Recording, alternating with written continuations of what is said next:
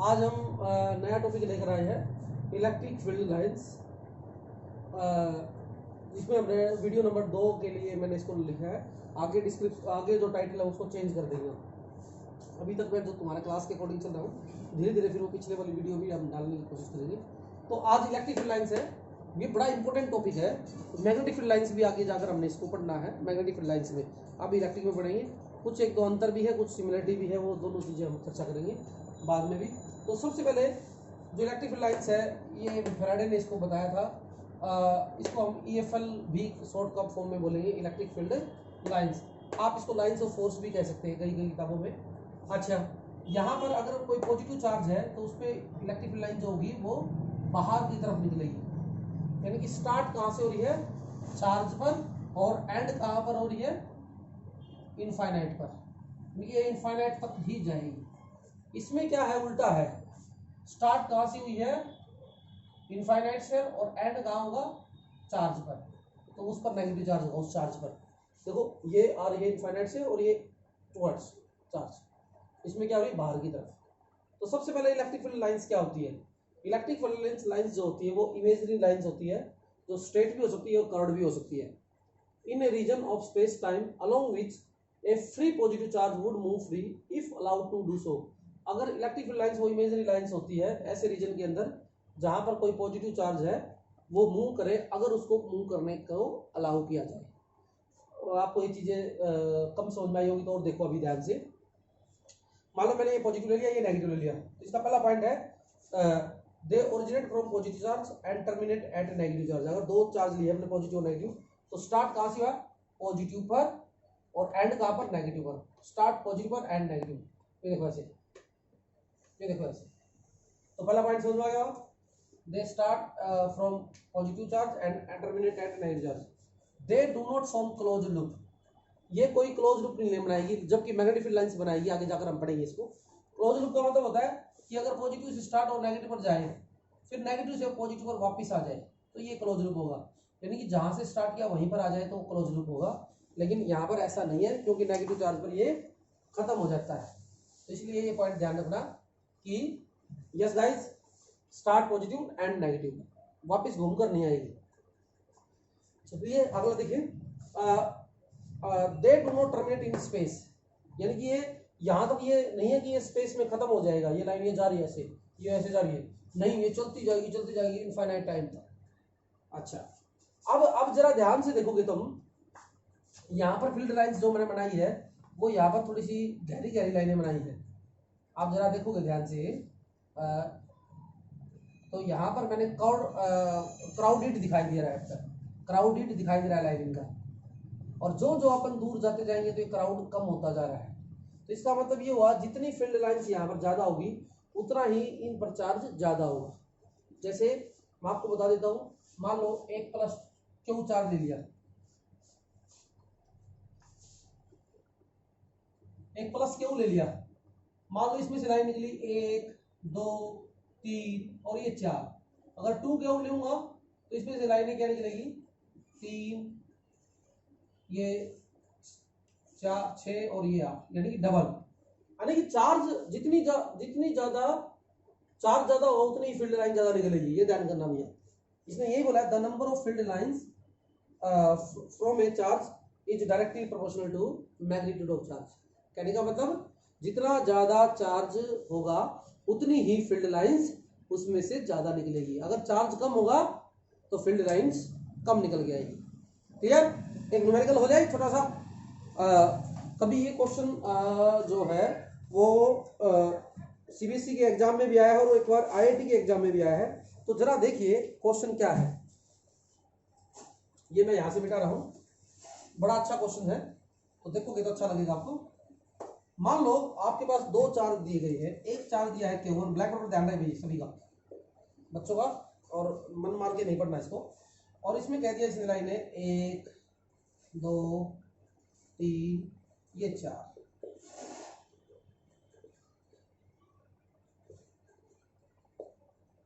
अब बताना है आपसे, ऑप्शन दिए गए हैं, find the ratio of Q1 by Q2, ये निकालना आपने। ऑप्शन दे देता हूं आपको, 2 -2 1/2 एंड -1/2। I give 4 options.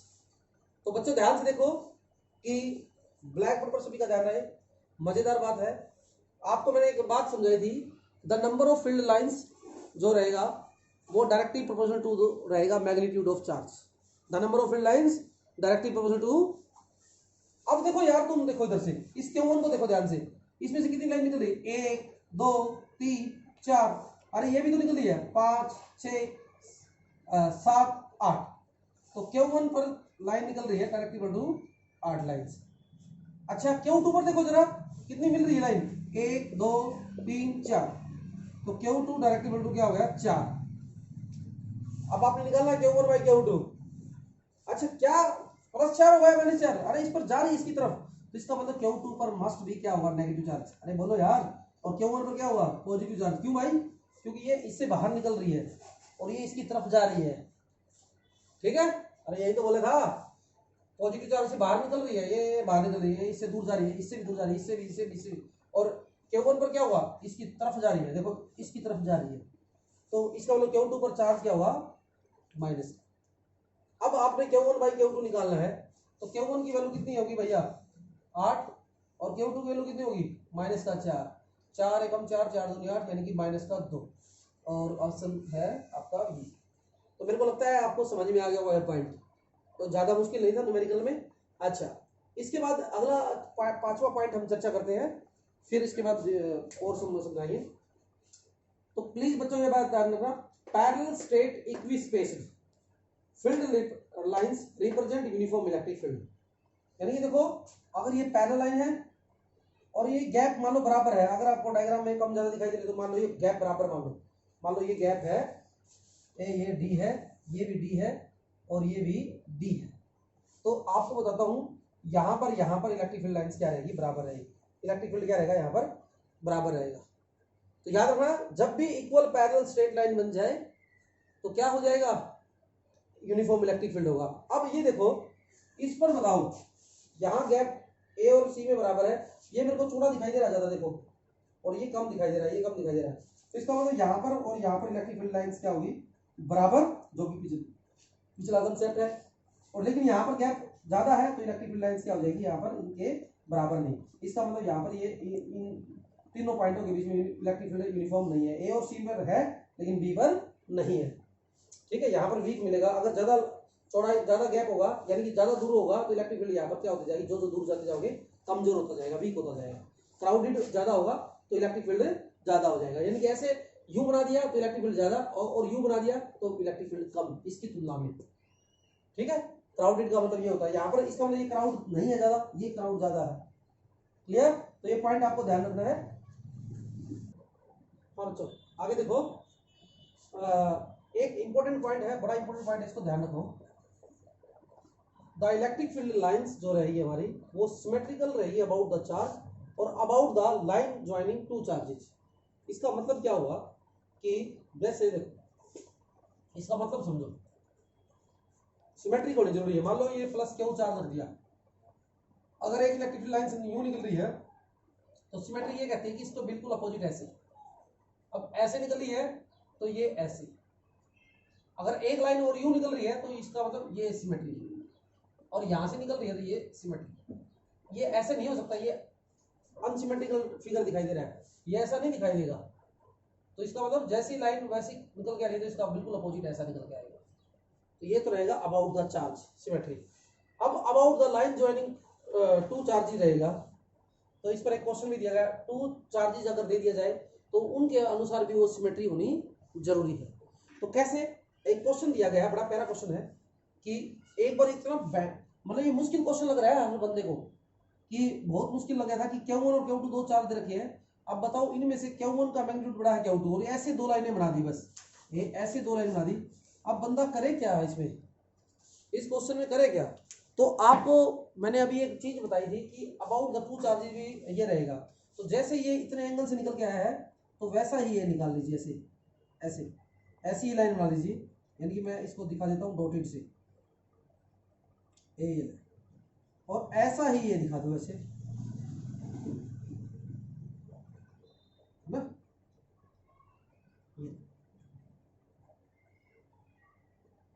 ये बना दिया, ठीक है। अब क्वेश्चन ये आया कि इनमें से चार्ज कौन सा बड़ा है। देखो ये लाइन हमने ऐसे खींची, ये अब क्या बनाया मैंने अभी आपको सिमेट्री बना के दिखा दी, ये ऐसे लाइन बना दी सिमेट्री के लिए, जैसी लाइन ये बनेगी वैसी लाइन नीचे भी बनेगी, इसको बोलते हैं सिमेट्री। अब एक बार बताओ इसमें से कौन सा बड़ा है, Q1 बड़ा है कि Q2 बड़ा है। अब ये भी समस्या है। अब आप जरा ध्यान करो, अगर मैं एक Q1 लेता हूँ, इस पर मान लो 4 लाइन निकल गई, ऐसे 1 2 3 और ये 4। अगर मैं एक Q2 लेता हूँ, इसमें से मान लो 8 लाइन निकल गई, 1 2 3 4 5 6 7 8। तो देखो जरा ये गैप ज्यादा है, एंगल ज्यादा है, एंगल ज्यादा है तो ये वीक है। अरे लाइनें कम मिली है तो इलेक्ट्रिक फील्ड लाइंस पीछे बताया था कि number of field lines directly proportional to magnitude of charge. तो यहाँ पर चार्ज कम है तो फील्ड लाइंस कम निकली, और कम निकलेगी तो इनके अंदर गैप क्या होगा, ज्यादा होगा। और इधर देखोगे तो इसका मान लो नंबर ऑफ फील्ड लाइन ज्यादा निकली तो गैप क्या होगा, कम। तो इसका मतलब ये क्या होगा, स्ट्रॉन्ग, और ये क्या होगा, वीक, इन दोनों की तुलना में, क्योंकि इसमें फील्ड लाइन ज्यादा निकल रही है। अरे फील्ड लाइन ज्यादा निकलेगी तो ये देखो एंगल स्मॉल बनेगा। तो यहां से देखोगे ये एंगल इतना बड़ा और ये एंगल इतना, कौन सा बड़ा दिखाई दे रहा है, एंगल ये बड़ा दिखाई दे रहा है क्लियरली। तो ये एंगल मान लो अल्फा है, ये बीटा है, तो क्लियरली हमें दिखाई दे रहा है अल्फा बड़ा है, सॉरी बीटा बड़ा है अल्फा एंगल। तो आप जरा देखो ये बीटा एंगल बड़ा है, बड़ा एंगल है, और ये देखो एंगल बड़ा है, तो यानी कि फील्ड लाइन दूर दूर है, और यहाँ पर एंगल छोटा है, तो इसका मतलब फील्ड लाइन बिल्कुल पास पास में है, पास पास में है, तो इसका मतलब फील्ड लाइंस यहाँ पर क्या होगा, स्ट्रॉन्ग होगा। यहाँ फील्ड लाइन स्ट्रॉन्ग होगा तो यहाँ पर चार्ज भी स्ट्रॉन्ग होगा, तो इसका मतलब क्या हुआ, Q2 जो है वो Q1 से बड़ा रहेगा। बड़ा अच्छा क्वेश्चन था, IIT का क्वेश्चन था ये, तो आप ध्यान से देखोगे तो अच्छा लगेगा। अच्छा अगला देखो पॉइंट नंबर 7, इस क्वेश्चन को ट्राई कर लेना, फिर समझ में नहीं आया तो फिर समझ लेना, डाउट डाल देना मेरे पास। 7th क्वेश्चन है, the electric field lines are perpendicular to surface of charge. जो मान लो अगर एक चार्ज ये है, तो इसके सरफेस पर हमेशा इलेक्ट्रिक फील्ड लाइंस हमेशा क्या बनेगी बेटा, परपेंडिकुलर। क्या बनेगी, परपेंडिकुलर। इसको याद ही करना है, ठीक है। अच्छा अगला पॉइंट है, ये मोस्टली किताबों में शुरुआती में दे देते हैं, मैंने थोड़ा लास्ट पर थोड़ा लेट कर दिया थोड़ा समझाने के लिए, कि जब भी आप इलेक्ट्रिक फील्ड लाइंस ड्रॉ करते हो, मान लो ये डाल दिया इलेक्ट्रिक फील्ड लाइंस, इस पर जो आप टेंजेंट ड्रॉ करते हो, that tangent is represent the direction of the electric field. तो याद रखना, the tangent drawn on a field lines gives the direction of electric field at that point. मान लो इस पॉइंट पर ये इलेक्ट्रिक फील्ड लाइंस है भैया हमारी ABC, ए पर हमने टेंजेंट डाला इलेक्ट्रिक फील्ड लाइंस की डायरेक्शन, बी पर डाला टेंजेंट इलेक्ट्रिक फील्ड लाइंस की, सी पर डाला इलेक्ट्रिक फील्ड लाइंस की डायरेक्शन। तो जब भी इलेक्ट्रिक फील्ड लाइंस पर आप टेंजेंट ड्रॉ करते हो, that tangent represent the electric field direction of the electric field, ठीक है। स्टार्ट करते हैं। देखो अभी अगला पॉइंट पर तो ध्यान से देखोगे तो two electric field lines can never intersect to each other. दो इलेक्ट्रिक फील्ड लाइंस कभी भी आपस में टकराएंगी नहीं। मान लो ये लाइन 1 है, ये लाइन 2 है, और ये दोनों कभी भी ऐसे एक पॉइंट पर टकराएंगी नहीं कभी भी। अब क्वेश्चन आए वाई, क्वेश्चन आ जाए, क्योंकि पिछला पॉइंट आपने पढ़ा था कि आप इलेक्ट्रिक फील्ड लाइंस पर एक टेंजेंट ड्रॉ करते हो, that tangent represent the electric field. तो यहाँ पर सपोज कर लो दोनों पर हमने ये दोनों मिल गए, और इस पॉइंट पर हमने टेंजेंट ड्रॉ किया, तो ये that tangent represent the electric field की डायरेक्शन ये, और ये टेंजेंट रिप्रेजेंट कर इलेक्ट्रिक फील्ड डायरेक्शन ये। तो इसका मतलब दो एक पॉइंट पर इलेक्ट्रिक फील्ड की दो अलग अलग डायरेक्शन पॉसिबल है ही नहीं। अरे भाई एक आदमी दो डिफरेंट जगह पर कैसे पाया जाएगा सेम टाइम पर, ठीक है ना। अरे भैया if they are intersecting at a point, from this point we draw two tangents and tangent represents the electric field lines, or they are in the different directions at the same times, it is not possible, got it। ये point आपको ध्यान में रखना है। अच्छा अगर मैं एक और लाइन ड्रॉ करके दिखाता हूँ तो ध्यान से देखो कैसे आप एडजस्टमेंट करना भी सीखो। एक तो एक प्लस क्यू और एक प्लस क्यू है, तो यहाँ से मान लो इलेक्ट्रिक लाइन ऐसे निकल गई है, ऐसे थोड़ा सा मैं इसको समझा देता हूँ, इस डायग्राम को थोड़ा सा और समझाता हूँ। मान लो एक ये प्लस क्यू है और यहाँ पर भी एक प्लस क्यू है, ठीक है। और यहाँ से एक इलेक्ट्रिक लाइन ऐसे निकली है कि ये निकली ऐसे, और यहाँ से भी एक लाइन मान लो ये निकल गई और ये ऐसे सिमेट्री तो नीचे बेटा, दोनों सेम चार्ज है, तो आगे जाकर ये कहीं ना कहीं तो मिलेंगी। और आपको पता है ना कि दो लाइनें कभी भी आपस में टकराती नहीं, तो ये लाइन क्या करेगी अपने आप ये ऐसे मुड़ जाएगी। अरे बोलो बेटा, ये ऐसे, ये ऐसे और ये ऐसे, क्योंकि दोनों आपस में ये अब कभी भी टकराएंगे नहीं और सिमेट्री भी दूर से दिखाई दे रही है। ये डायग्राम यही है, तो पॉइंट ध्यान करना। अच्छा, अगला पॉइंट देखोगे, सिंपल सा है, कोई ज्यादा मुश्किल नहीं है। फील्ड लाइंस जो है repelled by positive charge and attracted by negative charge. अगर ये फील्ड लाइंस जा रही है, यहाँ पर कोई बीच में प्लस चार्ज रख दिया तो ये फील्ड लाइंस दूर हो जाएंगी। देखो यहाँ गैप कम था और यहाँ पर गैप ज्यादा हो गया, यहाँ गैप ज्यादा हो गया, तो इसका मतलब ये क्या करिए लाइनों को रिपेल करा रही है। जबकि नेगेटिव चार्ज रखा है तो ये फील्ड लाइन ऐसे जा रही थी और ये जाते जाते देखो गैप कम हो गया, देखो ये गैप कम हो गया, तो अट्रैक्टेड बाई फील्ड लाइंस। ठीक है, तो आसान सा टॉपिक था। अच्छा, ये इसका जो अच्छी तरह से अध्ययन करेंगे गॉस थ्योरम में भी आगे जाकर, लेकिन एक बार याद रख लो इसको भी, ये भी प्रॉपर्टी है, डिटेल में इसका स्टडी करेंगे बाद में। Under electrostatic condition electric field inside a conductor is zero और एब्सेंट। हमेशा ध्यान करना, किसी भी कंडक्टर के अंदर इलेक्ट्रिक फील्ड लाइंस नहीं बनेगी। ध्यान करना भैया, किसी भी मान लो एक कंडक्टर रह लिया तो इसके सरफेस पर लाइन ये बन जाएंगी, लेकिन इसके अंदर से लाइन नहीं जाएंगी ऐसी, और ये परपेंडिकुलर रहेगी, यानी ये लाइन ये भी नहीं ठीक रहेगी। परपेंडिकुलर का मतलब ये मान लो ये है, तो एक परपेंडिकुलर वो माना जाता है अगर ये स्फीयर है जो लाइन सेंटर से गुजरे। अरे बोलो बेटा, अब परपेंडिकुलर आपको पहचानना हो, क्या ये परपेंडिकुलर है? यस है। क्या ये परपेंडिकुलर है? नहीं है, ये इस पर परपेंडिकुलर नहीं है। परपेंडिकुलर वो माना जाएगा जो इसके सेंटर से गुजरे, ये परपेंडिकुलर है इस सरफेस पर। प्लीज ध्यान करना, स्फीयर के सेंटर से गुजरे वो आपका क्या कहलाएगा? परपेंडिकुलर। प्लीज ये बात ध्यान रखना, तो हमेशा याद रखना, अब अंदर लाइनें नहीं बनेगी, अंदर लाइनें नहीं बनेगी, तो inside the conductor electric field जो रहेगा वो जीरो रहेगा, और इलेक्ट्रिक फील्ड जीरो है तो इलेक्ट्रिक फील्ड लाइंस नहीं बनेगी। ठीक है, बाहर बाहर रह जाएगा, एक शील्डिंग सा बन जाएगा, बाद में बात करेंगे।